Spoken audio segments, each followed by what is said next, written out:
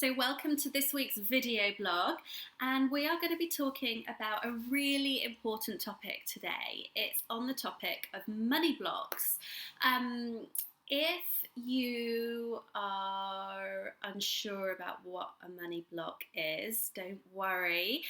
That's quite common. I think that unless you've heard of that term before, it would be natural to be not clear on what it is. So let's start off by, first of all, exploring what a money block is, and then I'm going to go into three of the most common examples of money blocks that I see in women. So a money block is really a way of thinking about money, and therefore a way of engaging with money, that was often constructed and developed way back in childhood by observing the ways that our parents interacted with our money, our family, our friends, and our wider community.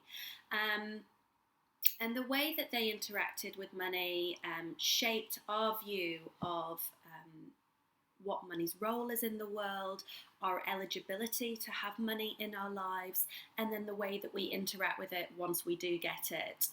And sometimes we need to hold certain beliefs about money at certain times in our life, and they serve us thinking that way.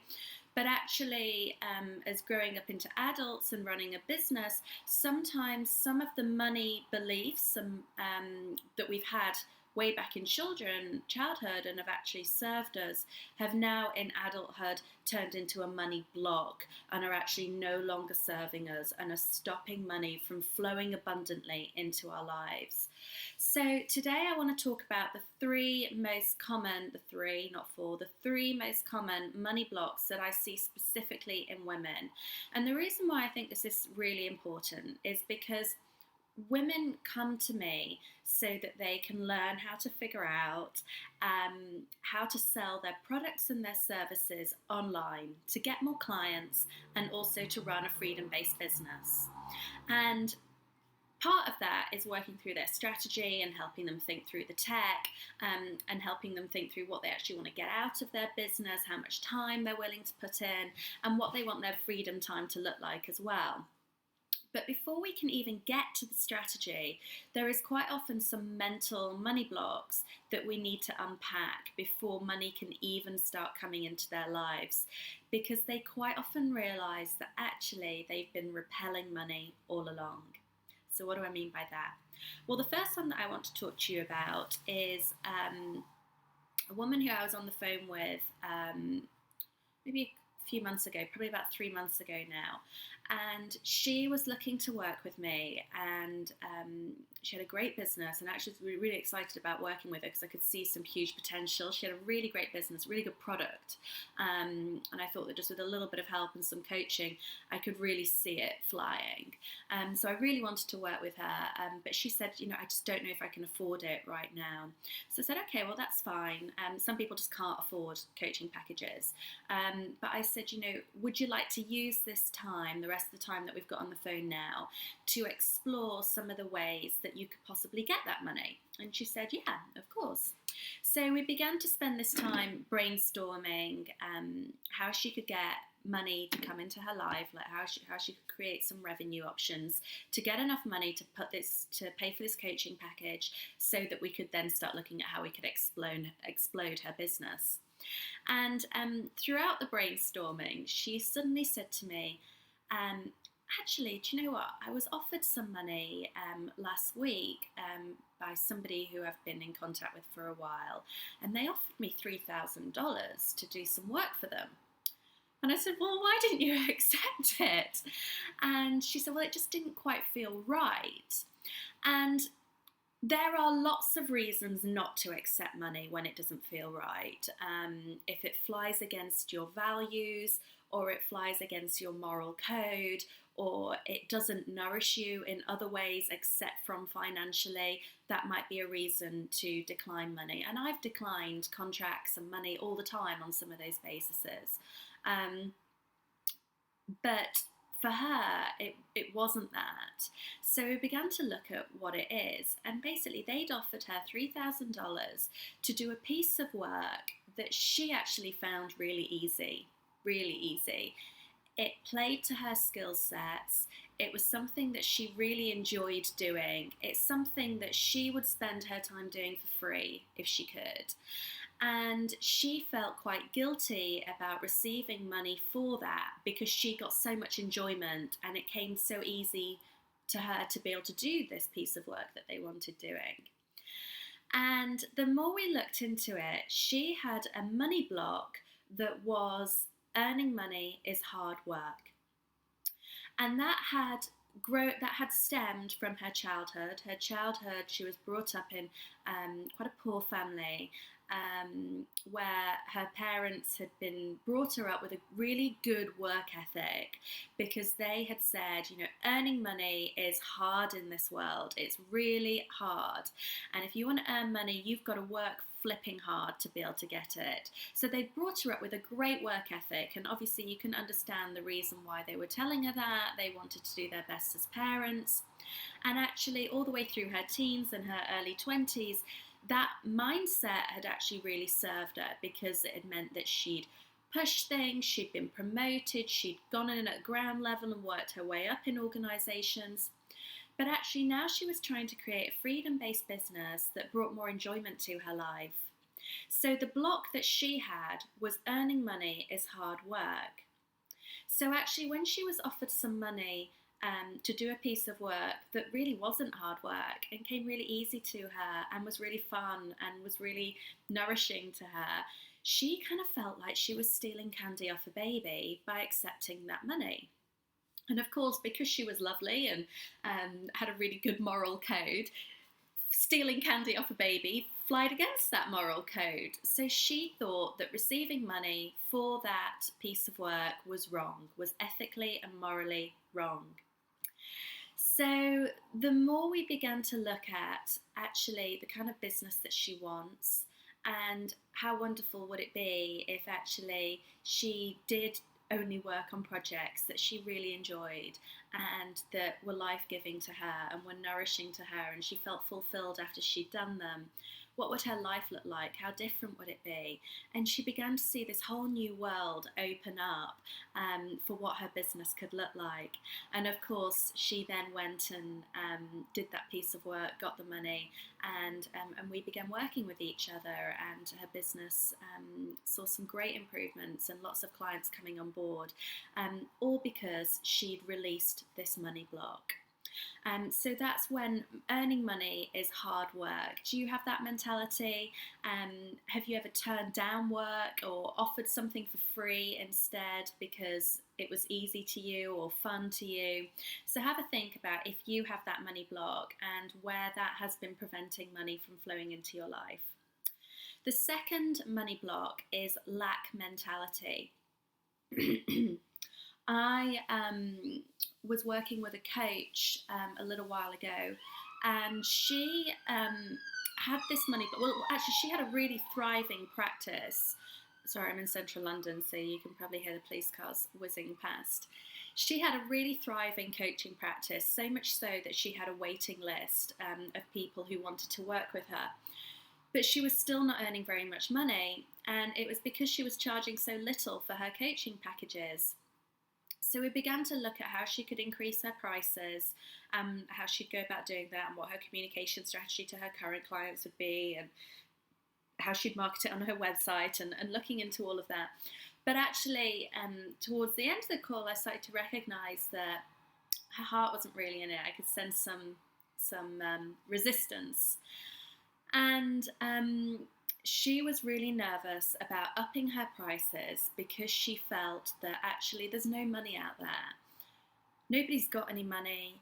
People are really struggling financially, and that if she ups her prices, she's going to lose everyone completely, and no one's going to be able to afford her.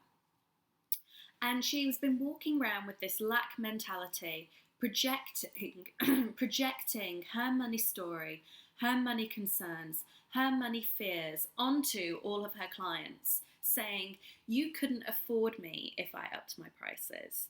But actually she hadn't even asked. She didn't even know their story. She didn't know whether they could afford them or not. She just presumed. So what we did is we did some experimentation and we built her confidence and practiced some sales calls with her. And what she began to do was have conversations with her clients about upping her fees. And yes, she lost some clients, but she also gained a lot of clients too.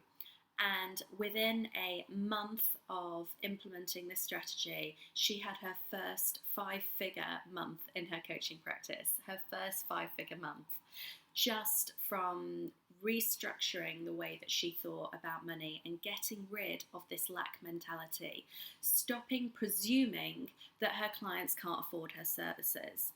Because actually, the good that she was offering, the return on investment that she was offering, was threefold what they were actually paying her.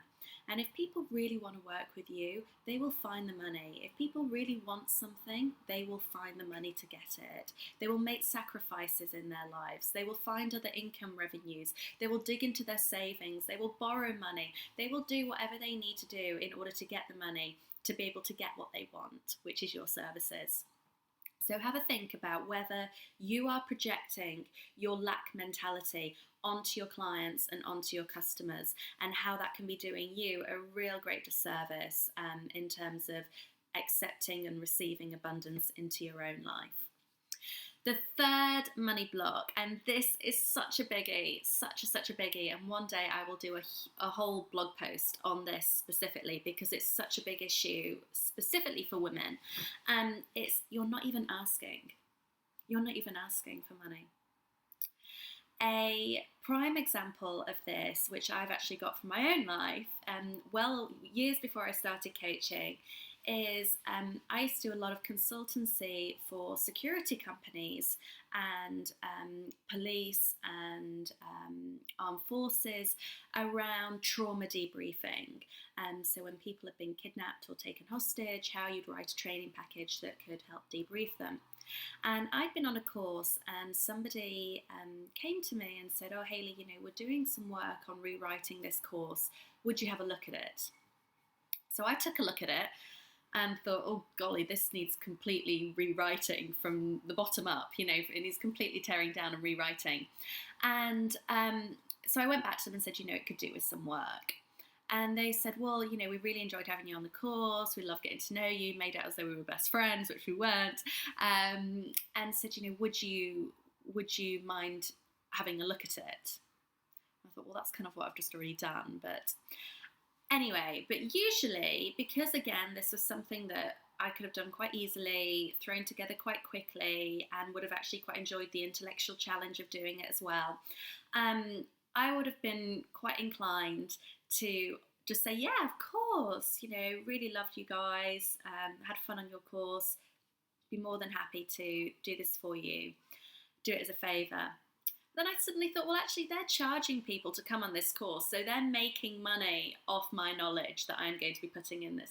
So I just gently went back and said, well, actually, this is something that, training, writing training programs for organisations such as yourself is one of the ways that I actually make an income.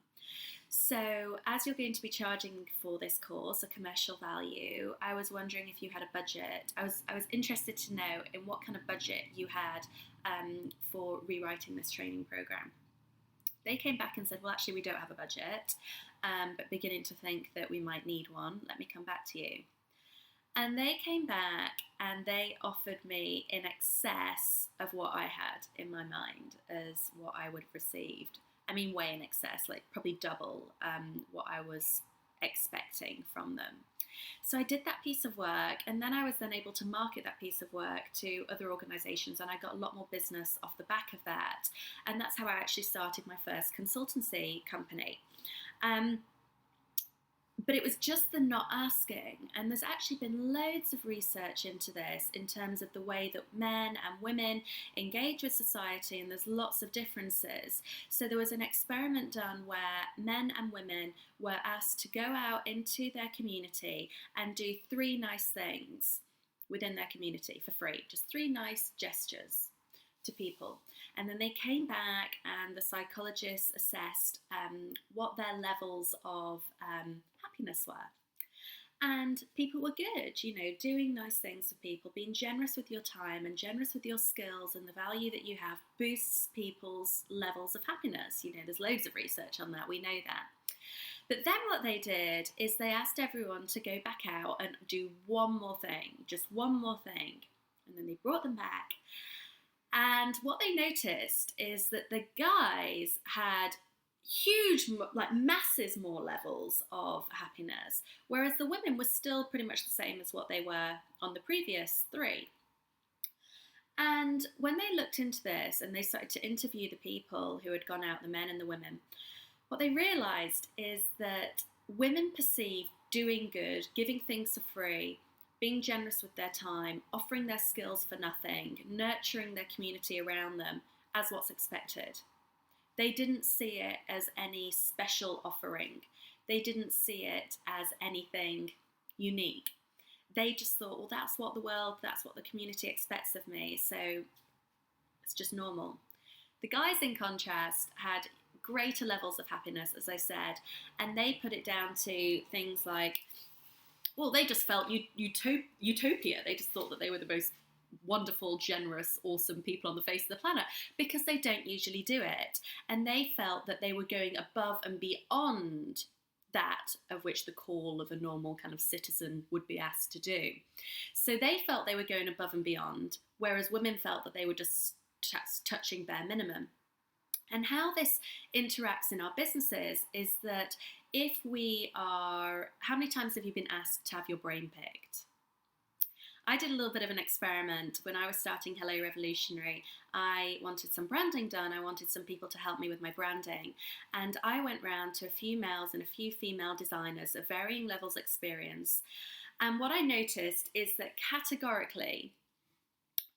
universally, all the men came back with a fee within the first 2 emails. All of them.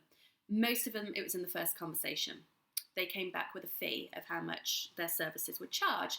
And obviously I was setting up a business, I had a budget to do that, so of course paying for these services, I was expecting to pay for these services, so that was normal.